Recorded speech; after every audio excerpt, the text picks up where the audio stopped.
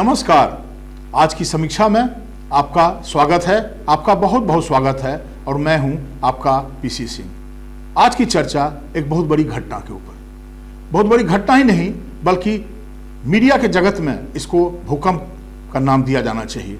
मैंने इसको भूकंप इसलिए कहा है कि अगर 2 दिनों के अंदर प्रणय रॉय, राधिका राय और फिर रवीश कुमार जैसा शख्स एनडीटीवी जैसे इंस्टीट्यूशन से इस्तीफा दे दे तो ये खबर नहीं, ये घटना और इसको भूकंप का ही नाम दिया जाना चाहिए। आज पूरे देश के अंदर और दुनिया के अंदर जिसने भी इस खबर को जाना होगा और सुना होगा, उसके ऊपर जो खास करके वैसे लोग जो इन लोगों को देखते हैं और अप्रिशिएट करते हैं, पसंद करते हैं, उनके लिए तो ये बड़ी ही ट्रेजिडिक मतलब घटना के रूप में जाना जाएगा। हम जानते हैं कि आज का जो ओपिनियन है वो स्प्लिट है। 2 तरह के लोग हैं आज। जो कुछ लोग हैं कि एनडीटीवी को देखते हैं, पसंद करते हैं। बहुत सारे ऐसे भी लोग हैं, मैं बहुत ईमानदारी से बात को आपके सामने रखने की कोशिश कर रहा हूं, जो इसको नहीं देखते हैं। तो इसमें उनकी कोई गलती नहीं है, लेकिन इससे प्रणय रॉय और रवीश कुमार या फिर एनडीटीवी की पहचान पर कोई फर्क आंच नहीं आने वाला है। जो प्रणय रॉय और रवीश कुमार ने हासिल किया है अपने जीवन में और एनडीटीवी जैसे इंस्टीट्यूशन को स्थापित करके उसको इतिहास के पन्नों में दर्ज करके रखना होगा। आप ये एनडीटीवी, अब वो एनडीटीवी नहीं रहे, वो अलग बात है, लेकिन इतिहास में इसका नाम दर्ज कर दिया जाएगा। इसको कोई भूला नहीं सकता है। आप प्रणय रॉय को आज का जनरेशन शायद बहुत ज्यादा नहीं जानता हो, लेकिन हम लोग प्रणय रॉय उस प्रणय रॉय को जानते हैं जो दिल्ली स्कूल ऑफ इकोनॉमिक्स से जब उनकी करियर की शुरुआत होती है, जो वो रिसर्च एसोसिएट हुआ करते थे, उस जमाने की बात हमें अभी भी याद है। और फिर प्रणय रॉय को मीडिया के क्षेत्र में लोग तब जानने लगे जब वो वर्ल्ड दिस वीक जैसा बहुत ही रोचक कार्यक्रम लेकर के आए थे। वो पहला दुनिया के हम लोग के जीवन में पहली याद है मुझे कि दूरदर्शन के माध्यम से चलाया जाने वाला वो वर्ल्ड दिस वीक जो सप्ताह में एक दिन दिखाया जाता था, वो बहुत ही रोचक हुआ करता था और कलरफुल आया करता था, जिसका एंकरिंग प्रणय रॉय किया करते थे। और प्रणय रॉय जो पूरी दुनिया में जहां भी जिस तरह की घटना घट रही है, चाहे इकोनॉमी से रिलेटेड हो, चाहे इंटरनेशनल रिलेशन से रिलेटेड हो या कोई सोशल एपिबल हो, उसमें सभी काफी अच्छा रोचक उनका प्रस्तुतिकरण हुआ करता था और लोग बड़े चाव से उसका इंतजार किया करते थे। उसी शख्स का नाम है प्रणय रॉय, जिसने आगे चल करके एनडीटीवी जैसे इंस्टीट्यूशन को स्थापित किया। और फिर बारी आती है रवीश कुमार को। रवीश कुमार देखते ही देखते जो मुकाम हासिल कर लिए हैं, वो रवीश कुमार जो बिहार के उसी धरती से में जन्म लिए जहां से गांधी ने अपना चंपारण सत्याग्रह शुरू किया था। और फिर वो जब यहाँ आते हैं और जब एनडीटीवी में उन्होंने अपना एक नाम, एक अलग पहचान बनाई। और रवीश कुमार, आपको याद होगा, जब भी कौन नहीं जानता रवीश कुमार, जब वो एनडीटीवी पर आते हैं, उनका जो बहुत ही फेमिलियर प्रोग्राम कि नमस्कार मैं रवीश कुमार, जो एनडीटीवी का जो प्राइम टाइम हुआ करता था, उसका लोगों को इंतजार रहता था। एनडीटीवी की बात जब हम कहते हैं तो कई प्रोग्राम उसके हमको अचानक याद आता है। वो कार्यक्रम जो शायद वो एनडीटीवी का एक कार्यक्रम था, एनुअल फंक्शन था, मुझे पूरा याद नहीं है, लेकिन मुझे याद है कि रणवीर सिंह, उस सिनेमा के स्टार रणवीर सिंह और जो फारूक अब्दुल्ला, पूर्व मुख्यमंत्री और जो काफ़ी सीनियर लीडर हैं देश में और एनसीपी के नेशनल कॉन्फ्रेंस के फारूक अब्दुल्ला, वो दोनों का डांस, वो घटना, उसमें बरखा दत्त भी थी। और मजे की बात तो ये है कि फारूक अब्दुल्ला मेरे समझ से और बाकी जगह ही मीडिया में भी छपा कि वो रवीश कुमार पर भारी ही पड़ रहे थे और वो रुक नहीं रहे थे, अंत में बरखा दत्त को रोकना पड़ा। वो घटना याद है। इस तरह के पता नहीं कितने कार्यक्रम प्रणय रॉय का, वो साल में कम से कम एक कार्यक्रम जो वो करते थे इकोनॉमी के ऊपर, पूरी दुनिया के इकोनॉमी का क्या हश्र होने वाला आने वाले दिनों में।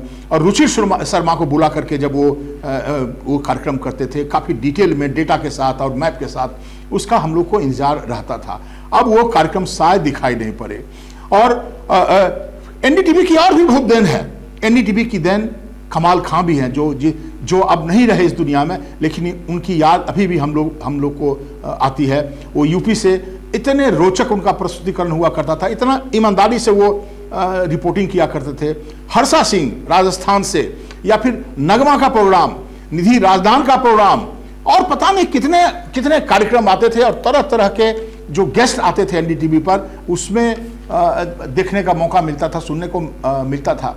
और भी बहुत सारे जो रिपोर्टर को जो ट्रेन किया था इस इंस्टीट्यूशन ने, वो एक अलग मिसाल है। तो एनडीटीवी जिसे कहते हैं, एनडीटीवी रह तो जाएगा, बहुत सारे संगठन हैं जो हैं इस देश के अंदर में, लेकिन कोई एक विरासत होता है, एक इंस्टीट्यूशन होता है जिसकी एक पहचान होती है। आज तो दिनमान नहीं है, हो सकता है कहीं से छप रहा हो या फिर ब्लिच कहीं से आ रहा होगा, लेकिन हम लोगों को याद है कि जो सच्चिदानंद हीरानंद वात्स्यायन का स्थापित किया हुआ वो दिनमान साप्ताहिक, और जिसको हम लोग गांव में जाया करता था, दिल्ली से हम लोग इंतजार करते थे दिनमान का और ब्लिच का, फ्राइडे के दिन वो आया करता था। उस जमाने में इस तरह की सुविधाएं नहीं थी, ट्रेन से जाती और हम लोग के गांव में आता था, हम लोग उसको पढ़ा करते थे। और आज भी वो याद है, न उसमें न रंग था न रोगन था, कहाँ चला गया पता नहीं। उसी तरह से एनडीटीवी तो रहेगा, लेकिन रवीश कुमार के एब्सेंस में और प्रणय रॉय के एनडीटीवी के साथ नहीं रहने में क्या वो मतलब टिंज रह जाएगा, क्या वो तल्ख रह जाएगा, क्या वो तेवर रह जाएगा? मुझे यही सवाल बार बार हमको मेरे दिमाग में आ रहा है, कौंध रहा है। इसी सवाल को मैं आपके सामने रखने का कोशिश कर रहा हूं। देखिए, बिजनेस की दुनिया अलग है। जब से इकोनॉमिक रिफॉर्म्स आया और इस देश के अंदर दुनिया के चारों तरफ जो दुनिया के व्यापारियों को इन्वेस्टमेंट का पूरी छूट हो गई कि आप जाके कहीं भी इन्वेस्टमेंट कीजिए और जॉब जनरेट कीजिए और ग्रोथ को प्रमोट कीजिए और पैसा लगाइए। तो हमारे यहाँ भी आया। मुझे याद है जब रूपर्ट मर्डॉक जब आए थे, एक ही दिन उन्होंने 18 चैनल यहाँ पर खरीद लिया था। तो अडानी अगर वो खरीद लेते हैं तो आप, उनके पास पैसा है, उन्होंने शेयर खरीदा और वो आज उसके मालिक बन बैठे, तो इसमें आप प्रश्न चिन्ह नहीं लगा सकते हैं लीगली। दूसरी तरफ जो आज कई हलकों में मैंने इस सवाल को देखा कि प्रणय राय जब 3000 करोड़ उससे ले रहे थे, तो क्या उन्होंने सोचा नहीं था? भाई जब ले रहे थे, आज जो मीडिया का हालत है हम सब जानते हैं, जो लोग भी मीडिया को में काम, चाहे टेलीविजन हो चाहे अखबार हो, जहां कभी भी किसी को काम करने का मौका मिला है, उसको पता होगा कि जो आज का टेलीविजन है या जो अखबार है, वहां पे जो सैलरी का मामला है वो पहले वाली सैलरी नहीं है कि जो झोला छाप पत्रकार हुआ करते थे तो कम पैसा में काम चल जाता था। और आज अखबार और टेलीविजन एडवर्टीजमेंट लेना बंद कर दे तो नहीं चल पाएगा, क्योंकि इतना ज्यादा खर्चा है मशीन का, छपाई का, बाकी चीजों का।